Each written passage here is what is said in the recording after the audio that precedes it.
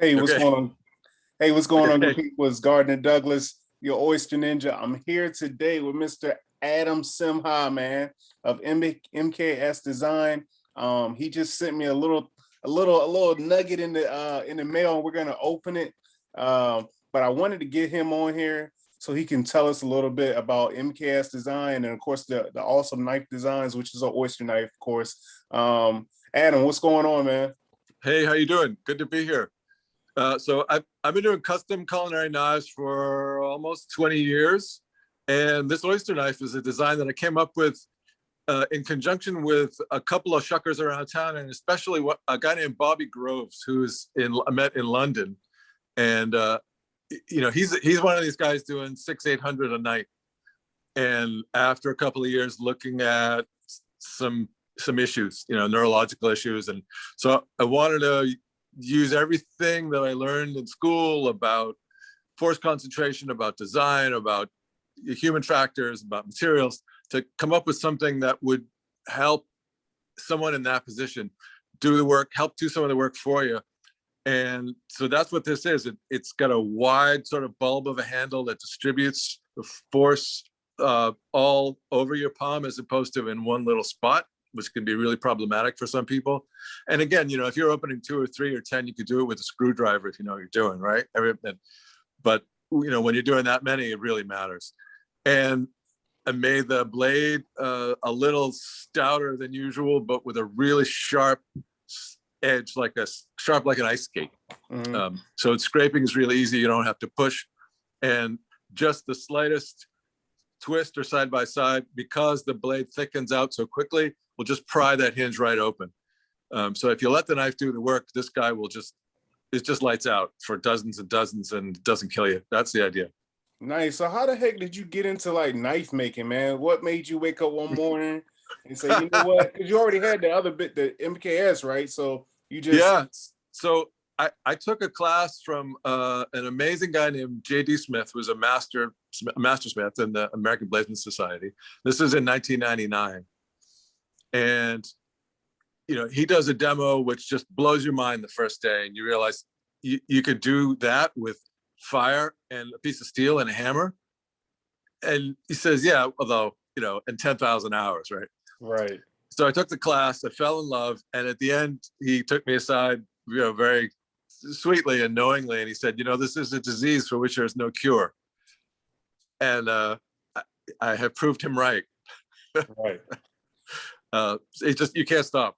So what were you doing before the knife making? I was doing a lot of metal work, doing metal furniture design, build for a while. And before that, I had a whole host of other careers, including a bunch of time in the food business. I worked in restaurants. I was a baker. So I've always been close to the culinary arts. And what's cool is that a lot of people that I knew back then are now, if they're still in it, they're running places and they own places and they have all this experience. And I'm able to do a lot of the design work with a lot of amazing feedback. And for people who are actually working, you can use almost any knife to cut one lime for a drink, but if you have to cut 1,000 limes in one night, it kind of matters. Got you. Okay. So right now I'm breaking into the box, which I tell you, like shucking, sometimes it can be the hardest thing just getting into the box. Uh so no, it's all good. Yeah. Let me put my okay, all right. And every time when you think you got it, of course, it's another angle. You gotta go through that way. Let me send you another knife so you can, it'll be a dedicated box knife, right? Oh man, come on, man. Come on, Adam. Come on, Adam. Come on, man. Man, so the first thing right off, I feel the weight, man. And I'm loving the weight of this handle. I haven't, so here we are right here. The weight on this is not a toy. This is not a toy, man. Whew. Oh my gosh. Man, this is beautiful. Thank you very This much. is Appreciate it. beautiful. This is art. So talk to me about this blade, man. Like, and you got the MKS Knife USA. Whew. So I started making the blades out of D2, which is a tool steel meant for impact. It doesn't put up with the salt that well. Mm-hmm. Good to know. So I figured after a while I would try stainless, and I made a few and I put them out. I gave them some folks that I knew were pretty rough, and I said, beat them up. Like, I have to know, if they break, they break. And after 2 years, they didn't break. So I said, all right, let's switch to stainless. And I'm using an ABL, which I use for most of my stainless kitchen knives. Anything that doesn't have to deal with impact. Right. So as far as like me shucking oysters, I don't have to worry about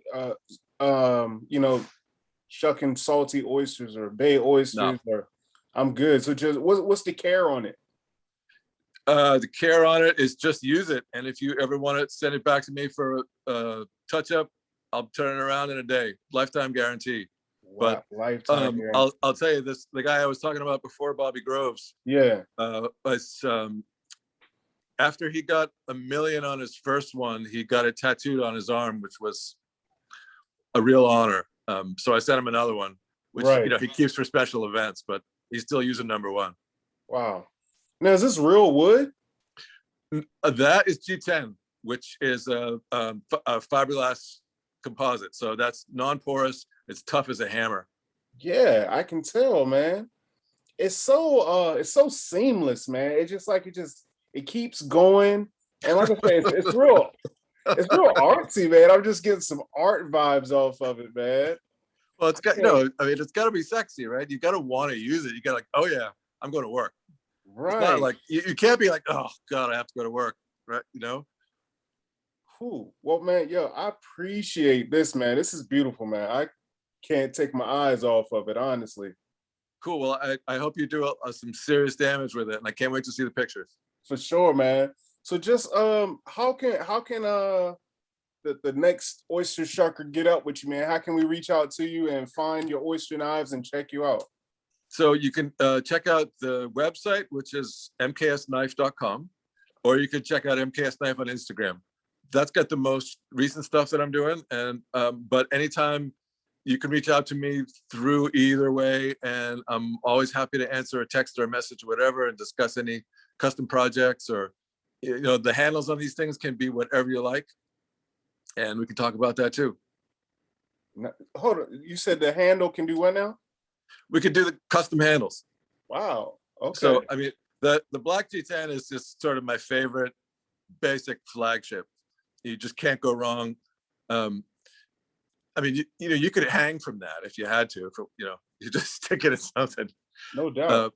But a lot of times people want, who knows, what they want, why they want it. I'm always amazed. What's the what do you think the most unique order you've ever got, as far as like custom knife or custom drawing, anything? Man, it gets pretty hilarious. I got to tell you, I generally, I don't make weapons for people that I don't know. Right. But I've come close a couple of times, and it's pretty intense. There's some chefs who do a lot of whole animal butchery. And they'll come to me and say, I want to be able to break this thing. I'm roasting this pig. It's 150 pounds. I want just one knife, break down the whole thing, scrape the femurs, go through the head, get what's behind the eye. I was like, all right, give me a minute. We'll figure it out. Yeah.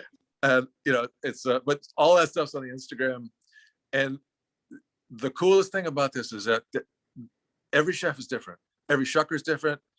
There's no right answer. So I have to make it up each time. I mean, I can give my experience and my sense of it, but people always know what they want when they have their hands on stuff. No doubt. Oh man, I appreciate you for sending this out. We're gonna take some great huge photos. pleasure. We're gonna shuck some great oysters with this. Awesome. Man, I might have to hit somebody up on the head with this. Just in case. I mean, it's bad enough having a shucker, that's your weapon anyway. But I believe this is one of the heaviest knives I've ever had. Well, it is a little different in that respect. So when you go at the Oyster, and granted, I've never seen you shuck, so I don't know, but just kind of let it fall into it. Yeah. I mean, you obviously got to stay in control, but it'll do so much of the work with that plus gravity. Right. Just that extra little bit. It's pretty cool. That makes sense. I totally understand what you mean. All right, man. We're Cool, man. gonna get it in. Great to see you. Thanks much. It's a All great right. pleasure. Talk to you soon. Let's see.